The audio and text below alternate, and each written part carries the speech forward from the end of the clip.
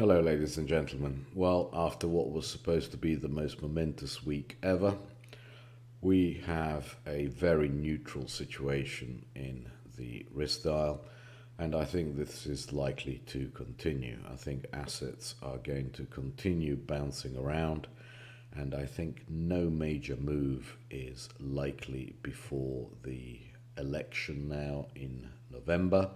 But I'm now going to go through what the Fed did and why, and what the implications are for the yield curve and as a result for the other asset classes. And I think stability is actually what is ahead of us. Whippy stability, we go from enthusiasm to despair and back to enthusiasm, but net, I think we're not going to go very far for quite some time. So what did the Fed actually do in its dot plots? Well, not a lot. It's moved up the unemployment rate to 4.4 for both 2024 and 2025 from the previous projection of around 4. Given that we are nearly at 4.3, it tells me that having the target so close, they are more likely to err on the side of caution, and anytime we get to 4.4, they will accelerate their cuts. They've projected only 225 cuts in 2024, and then they've projected nearly a percent, in fact, 8% for 2025. But they've moved up the longer rate to 2.9 from 2.8. Basically indicating that they think that the neutral rate is slowly going higher. What should that mean for the yield curve? Well, it should mean that twos are going to trade somewhere around the 350 area for a long time, while the curve slowly continues to steepen. Will that happen? Well, it depends entirely on unemployment, because as you can see, they think that inflation is dead. They think that PCE is going to be 2.3 now and 2.1 next year. 2.1 is so close to the target that they're not even going to think about it. So this is what they're going to start thinking about, or continue to think about. And every time we go above 4.4, they're going to accelerate the rate of cuts. If we get a bad NFP, what do? Immediately the market prices in a 50 basis point cut, as opposed to the 225s they have for penciled in for 2024. And it lowers these levels to nearer 3% immediately, rather than the 3.4 they have penciled in for 2025. So all the danger is that the yield curve steepens more rather than less. So let's have a look at what the yield curve did and what the various levels in various tenors are that are important to watch. So here we have 2s10s, and I think the trend is unmistakable. This is the period of stability that we had for the whole of 2019, and I think that we go there before we decide which way we want to go from there. And I think that we get a period of stability once we've reached anywhere between 20 and 28, and we go sideways and we wait for NFP and what that tells us. Odds are that it's going to tell us absolutely nothing. I find it very difficult to believe that we're going to get very weak NFPs with the fact that weekly claims keep on being absolutely in line. Not a single weekly claim for months now has been out of line with what was expected. And if the economy continues to put on 120, 130, 140,000 jobs per month, why should the Fed cut more than is indicated? And therefore, why should this steepen more than these kind of levels. I can't see it. I will be taking off my steepeners starting from that level. So that's 2's 10s. The one I have most is 2's 5s, and there I'm looking for here. I'm looking for 6. And you can see that this is basically the level that it stopped at, and I think that we are quite likely to have a period like this, just going sideways, and then we decide. Because I think the likelihood is that if there is going to be an accident in employment, it's going to happen after the election rather than before the election. So I would have thought that, a couple of months of stability at these levels is more likely than not. And then finally, let's have a look at actually 2's 30s, and that's very close to this 53 level. I think that once we get there, we should go sideways for a bit, much like here. And what does that tell you about the levels outright? I think the 2's are very likely to remain in a range now all the way to NFP, and that's another almost 2 weeks. I don't think we go below 344, and I certainly don't think that we go above this level, which is around the 380. I think stability inside there is what we're likely to see for at least a couple of weeks. Everyone is going to be putting on steepeners or abandoning their flatteners, and that is what's going to keep the 2's in range. I'm not so positive for anything around the 5's out. I think the likelihood is that we could see again levels like 370 in the 5's, and in the 10's I think that we could go back up towards 382, 385. That seems to be the path of least resistance as people realize that the Fed is not going to start cutting hugely at the moment without data. I think they're still data dependent, and unless the data says that they should cut huge, they're not going to. And therefore, I don't see a huge amount of value right now at the long end. I do see that it will be value once it gets to these levels, but at the moment I just don't see it. And if you look at what the technical picture looks like, it's far more likely that 30s are going to trade 419 and stop there than they are to break down any time before NFP. NFP, of course, will decide, but to me, it's a continuation of another few basis points of steepening, and then I take it off, and then I wait, because even the short end is not going to move positively. And let's have a look at the 2-year. It's not really going to move positively until NFP, and I really wouldn't be surprised if we go on the day of NFP, we're at 370 in 2's, because why would we be any lower? So I'm really not all that positive on the bond market for the next couple of weeks. I think people will take profits on their steepeners just like I want to take profits, and that will hold everything more or less in a range, but with the longer end pretty much offered for the time being.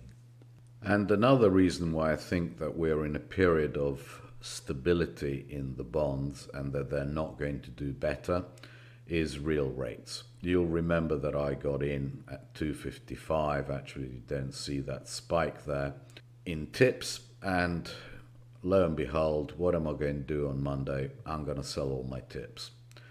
I think that 150 is unlikely to be broken on the downside.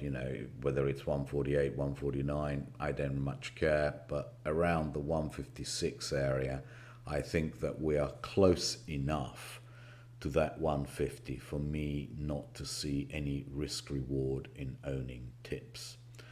So I'm going to be selling all my tips on Monday, everything I have. And where would I invest? I'm going to invest in corporates, short-term corporates that yield 4.5% plus, i.e. good credit corporates, the A's, B's, something that yields 4.5% with a 2-year duration. I think the likelihood of rates going back up at the short end is very slight, and therefore I think that this income in fixed income is still going to be the preferred part of the curve where you want to be and where you want to be harvesting the yield. I just don't see much value in tips, and if I can't see value in tips, I really can't see value in the longer end.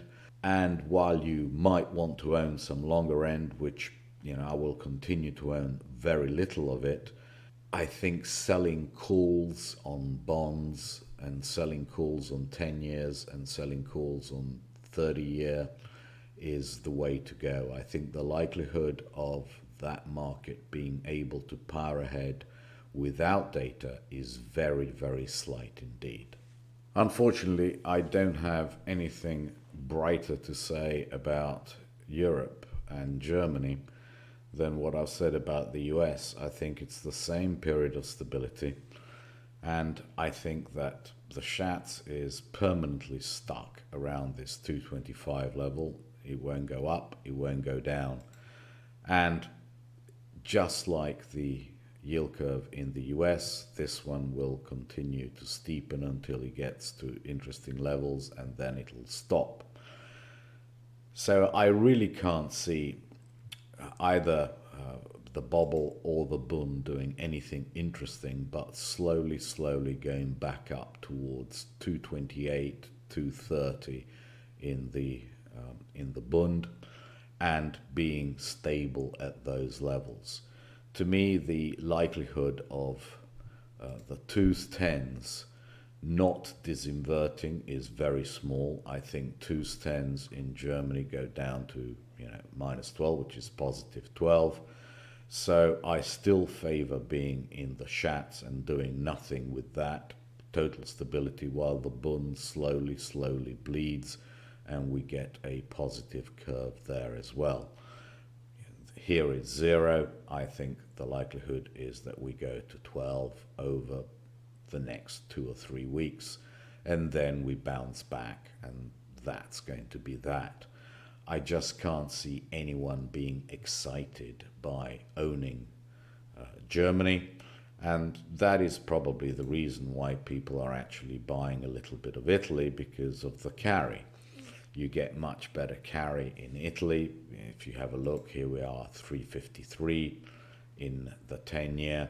You buy that, you fund it, you've got the positive carry, and that's why people are preferring Italy at the moment, and the peripherals, which yield more, to something like the 10-year Bund. And I think the 10-year Bund is going to continue to bleed on spread and on the yield curve, simply because there's no reason to buy it right now.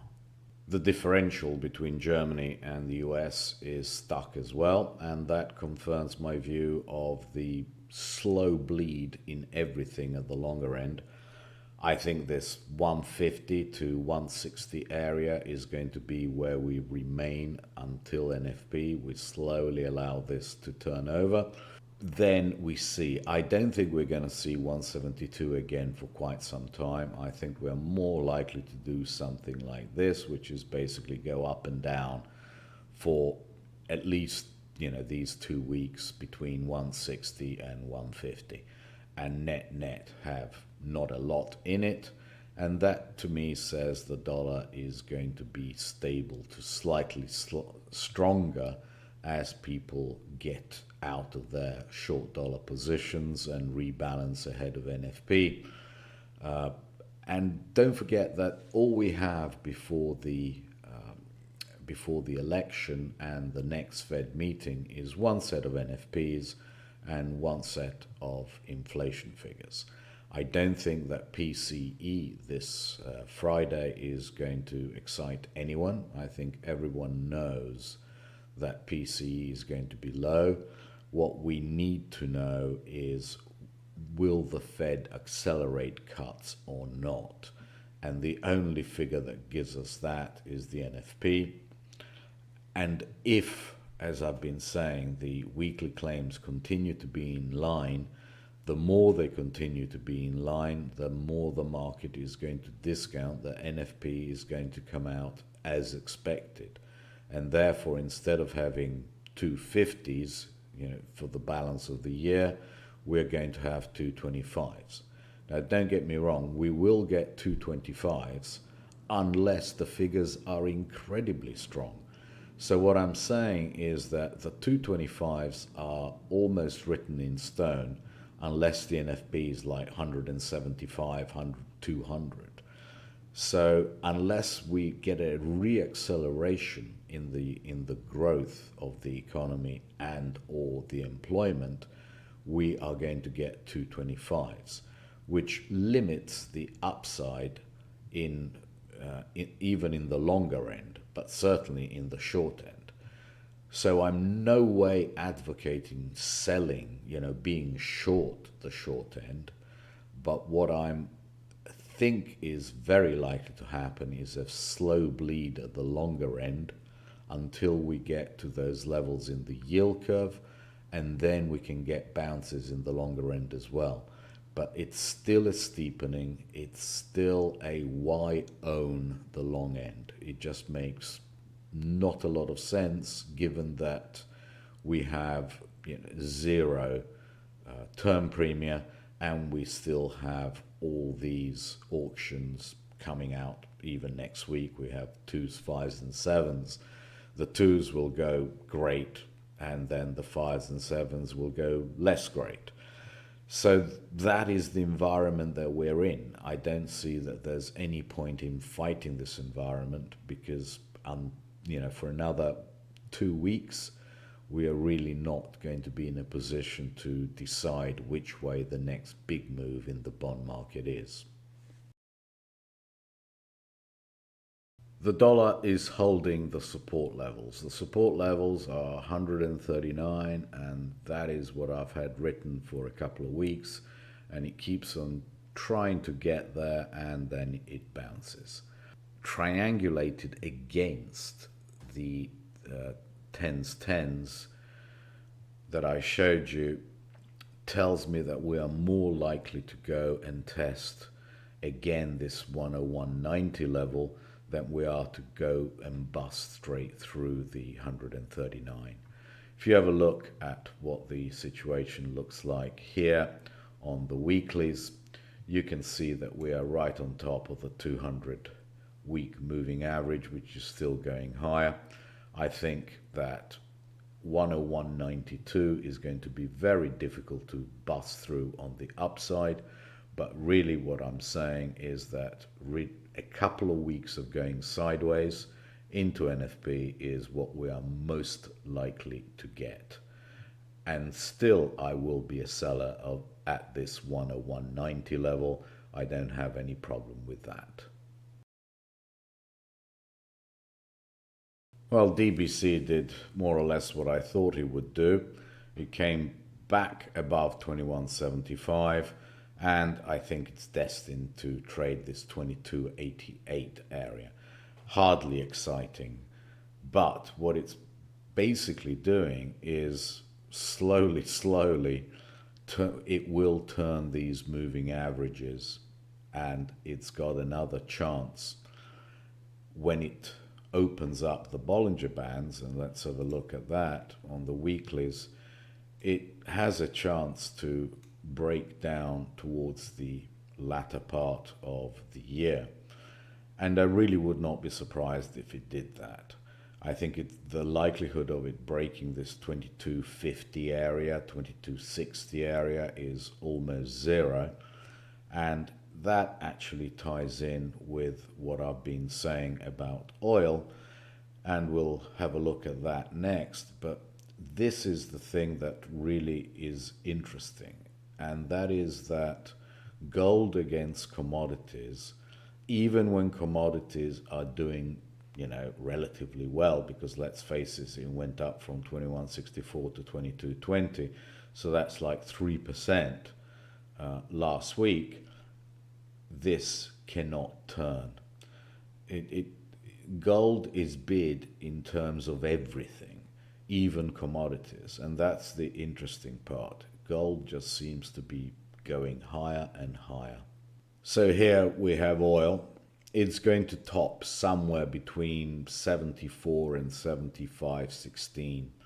I just can't see it going any higher than that. It's turning all the moving averages. It's basically trading a bearish pattern. It breaks and consolidates, it retraces, it breaks again. That is what we are continuing to see. And although it's not going to be very exciting to the downside immediately, I think that bonds are actually, the longer end of bonds is actually going to retrace, partly because oil is going to try and fill these gaps and retrace towards the 75 area. And therefore that the argument that, oh my God, we're going to have disinflation because everything is falling, is going to be removed for a little bit in bonds. And that's another reason why I think that they are likely to drift higher in yield. In the longer term, I think that oil will go down and bust back into the 60s before the year is out, and that will give bonds a big lift, but not in the short term. I really don't think that's going to happen. I think anywhere around this 74 to 75 area, the odds are that you buy put spreads and it returns to below 70. Gold is hugely overbought in all time frames, from daily to weekly to monthly. This is a monthly chart. As you can see, the Bollinger Band is down here at 25.70, and we are, $80 above it. I don't know what's going on in gold. It has to do with how small a market it is, and it has to do with what the central banks are doing. Do I think it's going to retrace bigly? I don't know. Depends what bigly means in your book. But I certainly feel that chasing it at these levels is slightly foolhardy. In fact, very foolhardy. If I'm going to sell all my tips, do I really want to put a part of that money into gold? And the answer is not at these levels. I'd rather miss it completely than pay $200 too much for it. I think the likelihood of it retracing one day are very, very high. But in the meantime, you cannot deny that this market is doing nothing wrong. It breaks a level like it broke above 25.60, and it goes up, it retraces, it goes up again. It just does not do anything wrong. And while the market is not doing anything wrong, I'm not going to short it. The only question is, where can I try and buy it? Well, I can try and only to do it via options, because this market is getting to a very dangerous phase. To me, this is a dangerous market, because anything that keeps on going up faster than the monthly Bollinger Bands it's a signal of danger, because either it keeps on going and it keeps on going a lot, or when it retraces, it's going to be a real fall. And I'm talking to something like these kinds of levels, 2300. So to me, this is a dangerous market. It's getting into a bubble, into a mania, but it's doing nothing wrong. You just cannot short it. And this is how dangerous gold is getting. This is gold versus tip with dividends, and it's back to levels where it was in 2010, 2011. You can see how far away it is from the 200 weekly moving average. If you buy it here, good luck to you. it's at an extreme, isn't it? It's as extreme gets, but again, it's doing nothing wrong. And here we are, we're busting through the highs, the previous highs, and we're closing at the highs. And it's indicating that if you just take this and put it on top, that we are going to go another 10-15%. Does that mean that tip is going to go below 150? I find tips below 150 problematic for the time being. The data would have to be completely different from the data that it is at the moment, how it's coming out at the moment.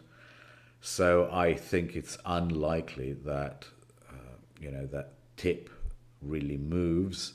So really any retracement would have to be entirely gold. And what can I tell you? I am very uncomfortable buying it at these levels. It just doesn't make any sense. Why would you prefer to get zero interest as opposed to 2%? So I just have very few words of wisdom here, apart from A, it's doing nothing wrong and you can't sell it. But B, I would much prefer in this situation to hold on to tip, and I'm selling it. So if I'm selling tip, I really cannot add to gold here. I just can't do it, whatever the technical picture might be. And the technical picture says that basically we're going to go up to at least 230. I think equities are showing signs of broadening because, let's face it, tech is just not leading. And that gives you this kind of picture in the weeklies where we just can't go much higher because the weekly Bollinger Band is there and the market doesn't really like staying above the weekly Bollinger Band. It's very good at trading slightly above it and coming straight back. So where is the weekly Bollinger Band going to be next week? In SPX is going to be somewhere around 57.50, 57.60. We trade 57.80, 90, fail, come back. But, as long as we are above this kind of level, which is 56.30, there's absolutely nothing wrong with this market. How am I putting this together? Well, if I turn onto NQ, and that is really not even managing to fill this gap. What it tells me is that NQ is still going to go sideways, and I really don't see why it should start breaking now if I think that the long end of the bond market is not going to do better for a couple of weeks. I think the odds are that NQ stays around here, busts through, fills this gap, comes back. I think this is just not ready to break out and stay broken, while the ES is basically just going to go sideways and wedge higher as the 490 stocks slightly broaden. And really you can see that in YM, that market is doing nothing wrong. It's just slowly going up. And you can see it in TF, which really had probably the best performance of all, but it's not running away.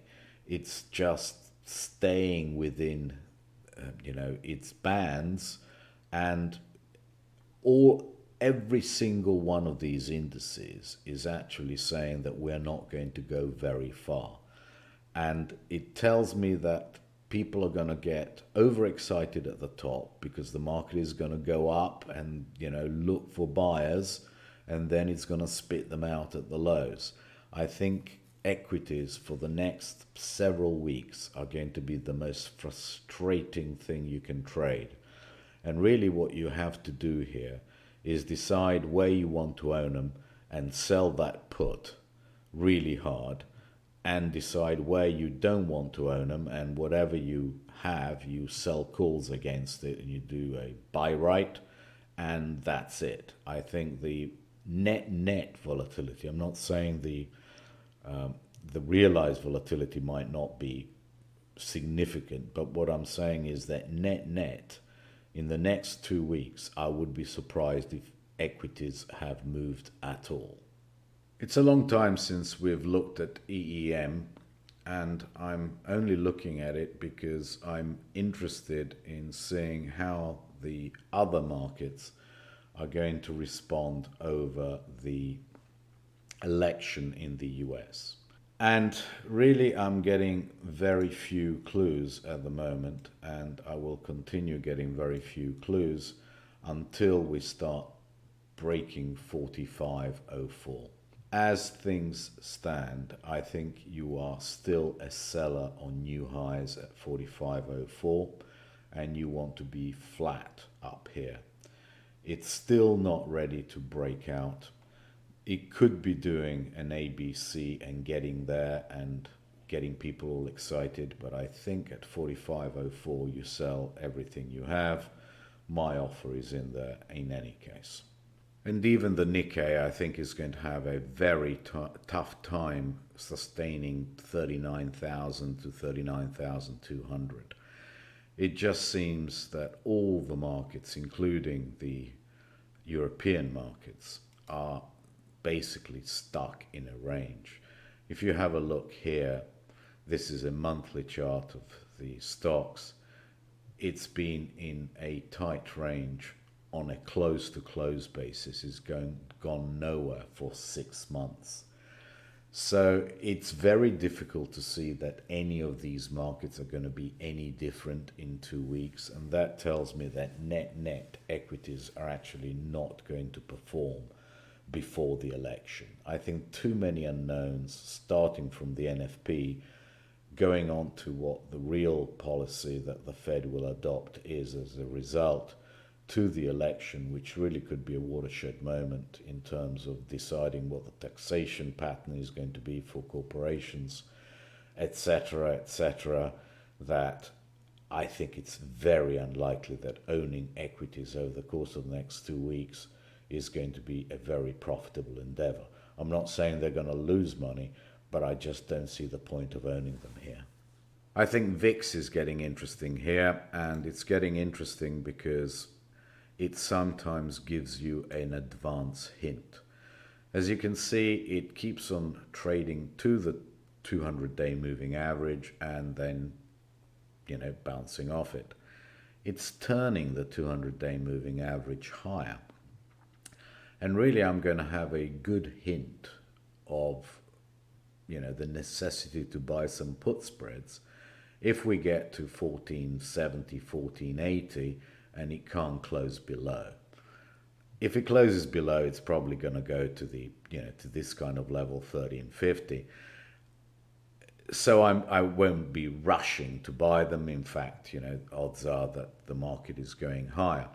But I'm just saying, keep an eye on this. If you can't go any lower than 1470, that is telling you, on a closing basis, that is telling you that we could get another bounce up to, say, 18, 19, 20, and that, invariably will give you 2, 3, 4% lower in the SPX. I don't expect it to go much more than that, because net, I think the market is going to be very much unchanged over the course of the next couple of weeks.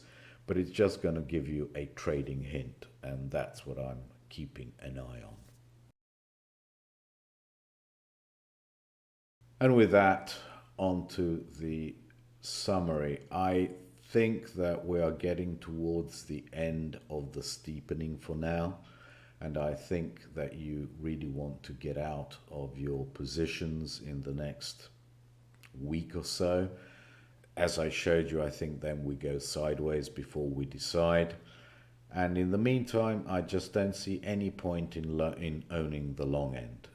We are not going to get any interesting data that's going to support a further reduction in term premia or a further reduction in real rates. And therefore, owning the long end right now for the next couple of weeks makes no sense at all to me. I don't think the bond market is going to go very far to the upside, but I think it's going to go and test the resistance levels. Otherwise, equities, I think they are much of a nothing burger over the course of the next couple of weeks, and I will actually be looking to reduce on rallies and add on dips. That to me is going to be a trading market. And that's about it. Thank you very much indeed, and tweet you tomorrow.